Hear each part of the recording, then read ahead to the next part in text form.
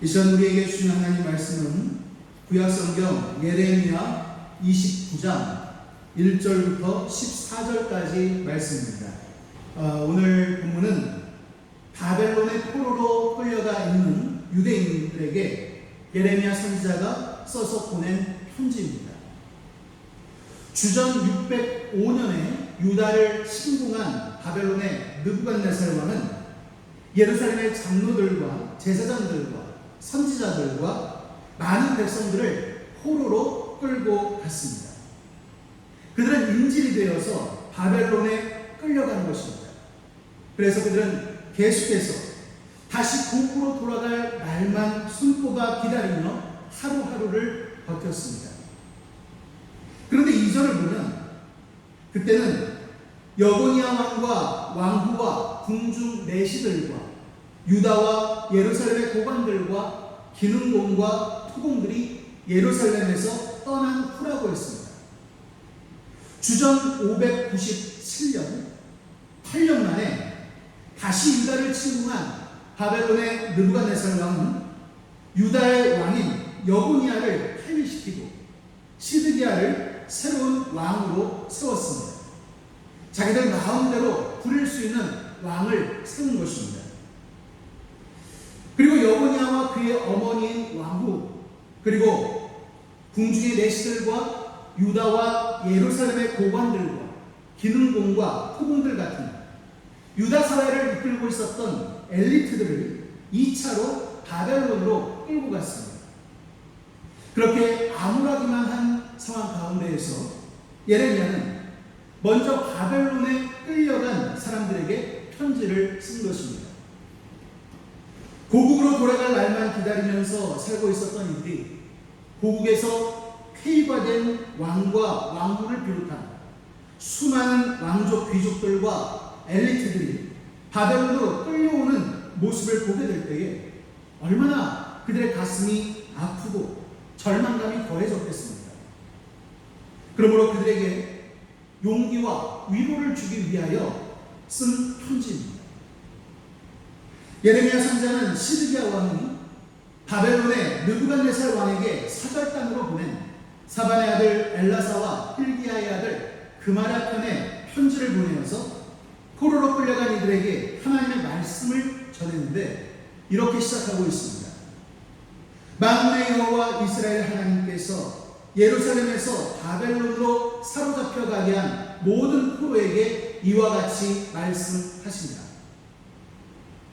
바벨론의 포로로 끌려간 유다 백성들은 하나님께서 자기들을 버리셨다고 생각하면서 슬픔과 괴로움과 절망 가운데 살고 있었습니다. 하나님께서 자기들을 버리셨습니다. 이제는 더 이상 자기들에게 세상을 살아갈 아무런 소망도 없다고 생각하고 있었습니다.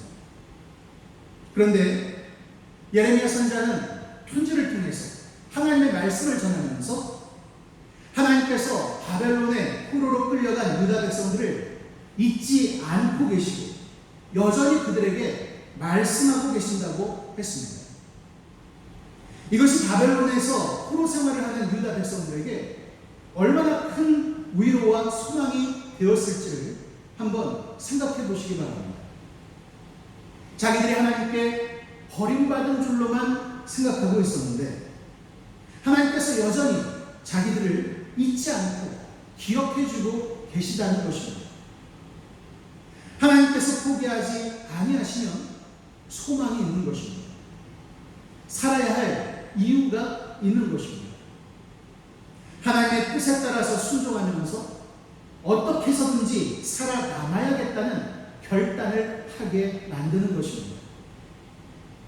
너희는 집을 짓고 거기에 살며 텃밭을 만들고 그 열매를 먹으라고 했습니다.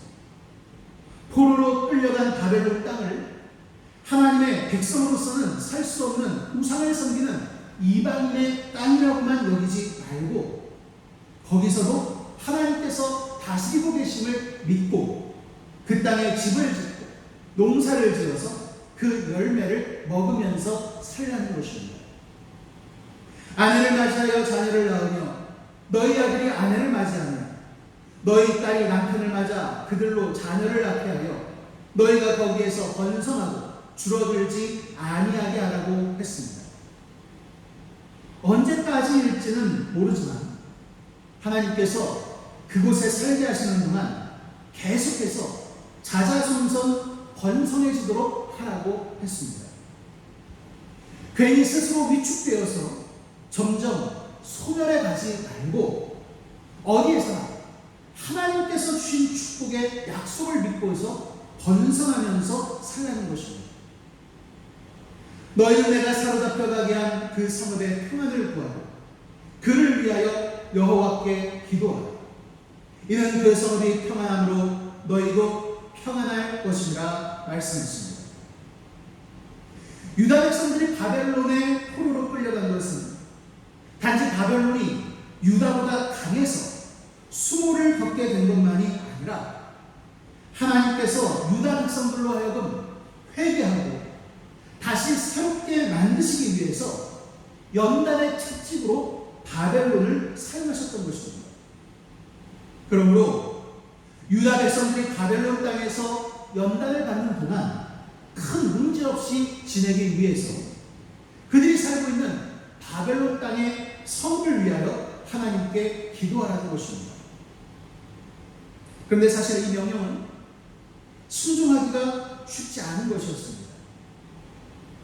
어쨌든 바벨론의 포로로 잡혀간 유다 백성들에게 있어서 바벨론이라고 하는 나라는 원수의 나라요, 적국이었기 때문에 차라리 빨리 멸망하기를 바라면서 기도하는 것은 쉬울 수가 있어도 바벨론이 평안하기를 위해서 기도한다고 하는 것은 받아들이기가 어려운 것이었습니다. 그러나 하나님은 그렇게 어려운 것을 명하셨습니다. 그런데 생각을 바꿔보면 이 명령 자체가 유다 백성들을 다시 하나님께서 주신 사명을 감당하는 하나님의 사람들로 세우시려고 하는 하나님의 계획 가운데서 하신 명령이라는 사실을 알 수가 있습니다. 하나님께서 처음 아브라함을 부르셨을 때, 그리고 그 후손을 하나님께서 주신 축복의 약속을 세상 가운데 전파하고 성취하는 사람들로 세우시겠다고 하신 뜻대로 이루시려는 것이었습니다.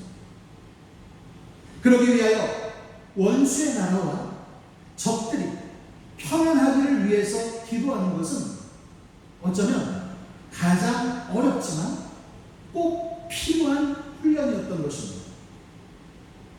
더불어 그것이 유다 백성들의 평안이라고 하는 현실적인 필요를 위한 기도이기도 했습니다. 많은 경우 세상에서 사람과 사람 사이, 그리고 집단과 집단, 나라와 나라 사이에 갈등과 분쟁이 일어나는 이유는 서로가 얼마나 밀접한 관계를 맺고 있는지를 잊어버리고 각자의 입장과 태도만 주장하기 때문인 경우가 많습니다. 서로가 서로에게 얼마나 필요한 존재인지를 깨닫게 되면 갈등을 풀어나가는 방법에 있어서도 좀 더 유연한 태도를 가지게 될 것이고, 그러면 더 큰 피해와 상처를 가져오는 분쟁을 막을 수 있습니다. 그러므로 우리는 어떤 상황에서든지 하나님께서 명하신 평안의 명령, 샬롬을 성취하기 위해서 기도해야 합니다. 하나님의 사람은 언제나 자기가 처해 있는 상황과 입장보다 더 크게 생각하고 일을 이루어 나갈 수 있어야 합니다. 만군의 여호와 이스라엘 하나님께서 이와 같이 말합니다.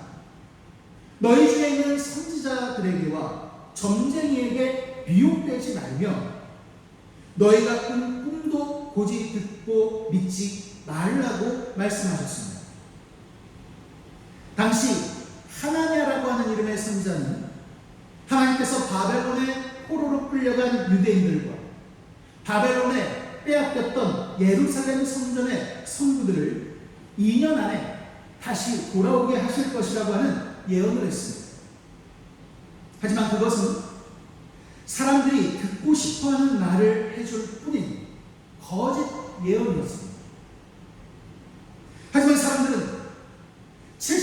70년이 지나야 바벨론의 포로로 끌려갔던 사람들이 다시 고국으로 돌아올 수 있을 것이라고 예언했던 예레미야 선지자의 말보다 하나냐의 말을 더 믿고 기대했습니다. 어느 시대에나 사람들은 현실과 상관이 없이 자기중심적으로 자기가 듣고 싶어하는 말을 더 신뢰하는 모습을 보입니다. 세상이 혼란할수록 거짓으로 예언하며 사람들을 미혹하는 자들이 더욱 많아집니다. 그들은 역사를 이끌고 계시는 하나님의 뜻과는 상관이 없이 사람들을 미혹해서 자기들이 원하는 바를 이루려고 합니다. 희망 고문이라고 하는 말을 아십니까? 사람들에게 희망을 제시해 주지만 결코 이루어질 수 없는 희망을 제시해서 지치게 만들고 진을 다 빼놓고 마는 것을 말하는 것입니다. 그렇게 이룰 수도 없는 거짓된 희망을 제시하는 자들에게 미혹되지 않도록 해야 합니다. 차라리 작은 일이라도 반드시 이룰 수 있는 목표를 제시하는 것을 따르는 것이 맞습니다. 당장 내가 당하는 일이 아니라고 해서 다른 사람들이 당하고 있는 고통을 너무 쉽게 생각해서도 안 됩니다. 내가 괜찮아 그런다고 해서 고통받고 있는 사람의 그 고통이 사라지는 것은 절대로 아닙니다. 오히려 아무렇지도 않게 여기는 그런 모습이 더 큰 고통과 상처를 줄 수 있습니다. 그리고 그러다가 내가 그 같은 일을 겪게 되면 세상에서 제일 큰 고통을 겪는 것처럼 느끼게 될 수도 있는 것입니다. 언제나 내가 직접 경험해보지 않은 일이라면 너무 쉽게 판단하고 말하지 않도록 주의하시기 바랍니다. 내가 그들을 보내지 아니하였어도 그들이 내 이름으로 거짓을 예언하느라 말씀했습니다. 자기 확신과 하나님이 주신 생각과 말씀을 혼동하면서 착각하는 사람들이 의외로 많습니다. 자기 생각에 대한 확신이 지나치며 그것을 하나님께서 주신 생각이라고 착각하고 절대화시키는 것입니다. 그리고 그것을 다른 사람들에게까지 강요하기도 합니다. 그러나 하나님은 겸손한 이들에게 말씀하시고 교만한 자는 물리치신다고 하는 사실을 잊지 마시길 바랍니다. 어느 누구든지 교만하게 강요하듯이 말하는 사람은 자기 말을 하고 있는 것이지 하나님이 주신 말씀을 전하고 있는 것이 아니라고 하는 사실을 기억해 두시기 바랍니다. 그리하여 교만하게 큰 소리치는 사람보다는 작은 음성으로 말할지라도 겸손하게 말하는 사람에게 귀를 기울이는 여러분이 되시길 바랍니다. 여호와께서 이와 같이 말씀하신다. 바벨론에서 70년이 차면 내가 너희를 돌고 나의 선한 말을 너희에게 성취하여 너희를 이곳으로 돌아오게 하리라 말씀하셨습니다. 바벨론에 끌려가서 8년을 지낸 사람들에게 앞으로도 60여 년이 더 지나야 고국으로 돌아갈 수 있다고 하는 선지자의 예언은 사실 희망이 아닌 절망하게 만드는 말이었을 것입니다. 그러면 당시 중년 이상이었던 사람들은 바벨론에서 포로로 살다가 죽어야 하는 것이고 어린 아이들이나 나중에 고국으로 돌아갈 수가 있는 것이었습니다. 그러므로 이 말씀은 삶의 목표를 단지 고국으로 돌아가는 것에 두고서 살지 말아라 라는 말씀이기도 합니다. 고국으로 돌아가는 것이 삶의 목표가 아니라 지금 당장 포로된 삶을 살고 있는 이 바벨론 땅에서 하나님의 말씀과 뜻대로 살아가는 것을 삶의 목표로 삼고 살아야 한다라는 것입니다. 지금 어린아이들이 자라서 60년 후에 고국으로 돌아가서 다시 하나님 백성의 나라를 세울 수 있도록 미래를 꿈꾸면서 신앙으로 잘 교육하고 양육하는 것이 무엇보다 중요하다는 말씀입니다. 오늘날 코로나 사태로 교회에서의 집합 금지 명령이 내려지고 비대면 영상 예배를 드릴 수밖에 없는 상황 가운데에서 우리가 중요하게 생각해야 할 것은 단지 교회에서 모두가 모여서 예배드리고 자유롭게 모임을 할 수 있는 날이 빨리 오기만을 바라는 것이 아니라 이처럼 교회에 모일 수 없는 상황 가운데서도 우리의 신앙이 흔들림 없이 진정한 그리스도인으로서 매일매일을 살아가고 있는지를 점검하고 스스로를 바로 세울 수 있어야 한다는 것입니다. 만약에 그러한 자기 신앙 점검과 결단이 없다면 다시 모여서 예배한다고 해서 우리가 크게 발전하거나 성장하는 것은 없을 것입니다. 그러나 우리가 처한 상황을 오히려 자기 신앙 점검과 결단의 기회로 삼는다면 다시 모여서 예배하며 모임을 가지게 될 때에 전보다 더욱 뜨거운 열정과 은혜를 경험하면서 예배드리고 주님께서 주신 사명을 감당하게 될 것입니다. 11절에 말씀합니다. 여호와의 말씀입니다. 너희를 향한 나의 생각을 내가 아나니 평안이요 재앙이 아니니라. 너희에게 미래와 희망을 주는 것입니다. 바벨론의 포로로 끌려가서 살고 있는 사람들은 그렇게 자기들이 처한 상황을 절망하고 슬퍼하고 있었지만 하나님은 오히려 그것이 하나님의 백성들에게 주신 기회라고 말씀하셨습니다.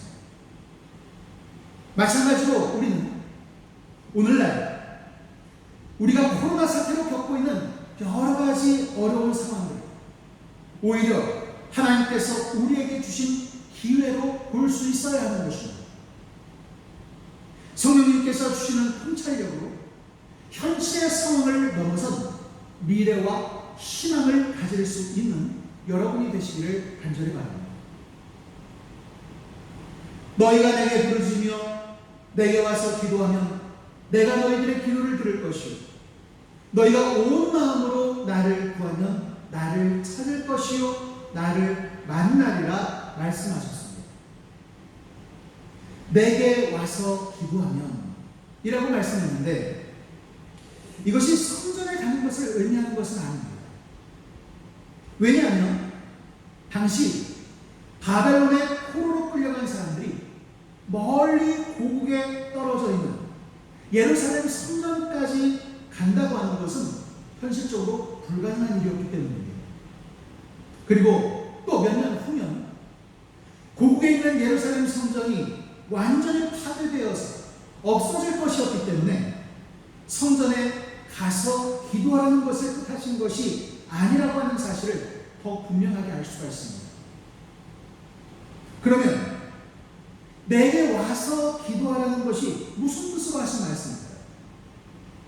그것은 지상의 어느 한 장소에 세워진 건물로서의 성전을 의미하는 것이 아니라 우리 마음속에 하나님을 모신 곳을 의미하는 것입니다. 그러니까 우리가 부르짖는 것은 우리 마음속에 계신 하나님을 향해서 부르짖어야 하는 것입니다.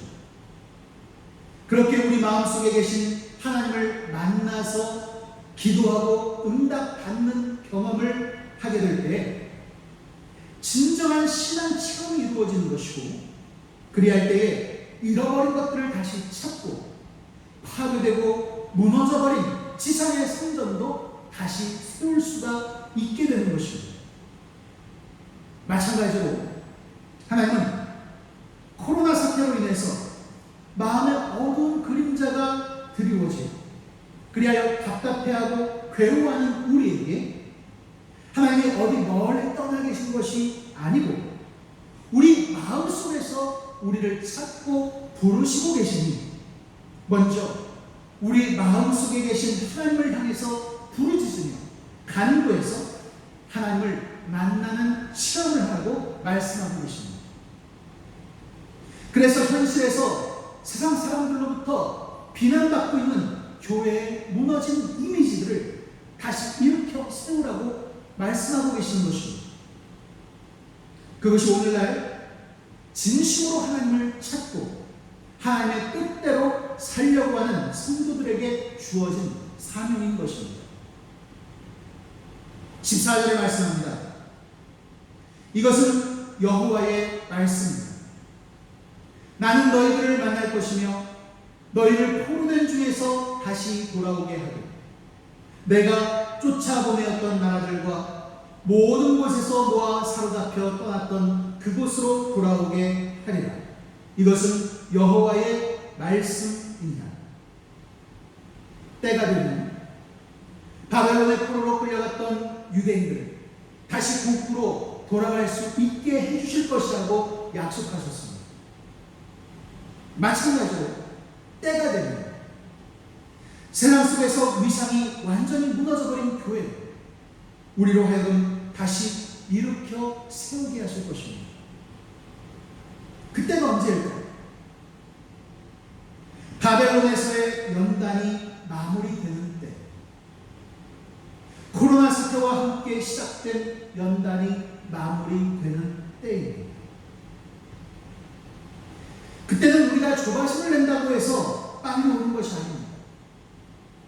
교회와 성도들이 하나님께서 정하신 기준에 합당하게 믿음을 지키며 충분히 연단을 받고 통과하게 되는 때입니다. 우리는 그렇게 지금 우리에게 주어진 현실을 이해하고 적응하면서 오히려 하나님께서 우리를 회생시키시기 위해서 주신 기회를 믿음으로 받아들이며 감사해야 할 것입니다. 러시아를 공산당이 통치하던 시절의 이야기입니다. 예수님과 사랑에 빠진 드미트리라는 남자가 있었습니다. 예수님의 제자가 된 지 얼마 되지 않은 그는 자기 집을 개방해서 예수님에 대하여 이야기하고 찬송을 부르며 성경을 읽었습니다. 그러자 곧 많은 사람들이 그를 찾아왔습니다. 그런데 너무 많은 사람들이 찾아오다 보니 정부에서 눈치를 채고 말았고 해고되고 말았습니다. 하지만 드미트리는 여전히 집에서 사람들에게 말씀을 전하고 성경을 읽어주었습니다. 그러던 어느 날 밤 드미트리가 집에서 예배를 드리고 있는데 군인들이 밀고 쳐들어왔습니다. 군인 하나가 드미트리를 잡고 두들겨 팬 후에 말했습니다. 우리는 경고하고 또 경고했어. 이제는 다시 경고하지 않겠다. 이 말도 안 되는 짓거리를 멈추지 않으면 오늘 일은 약과일 거야. 그 군인이 사람들을 밀치고 문으로 향하자 목숨을 걸고 예배를 드리고 있었던 사람들 가운데 있었던 한 왜소한 할머니가 군인의 얼굴에 삿대질을 하면서 구약성경에 나오는 선지자 중 한 사람처럼 선포했습니다.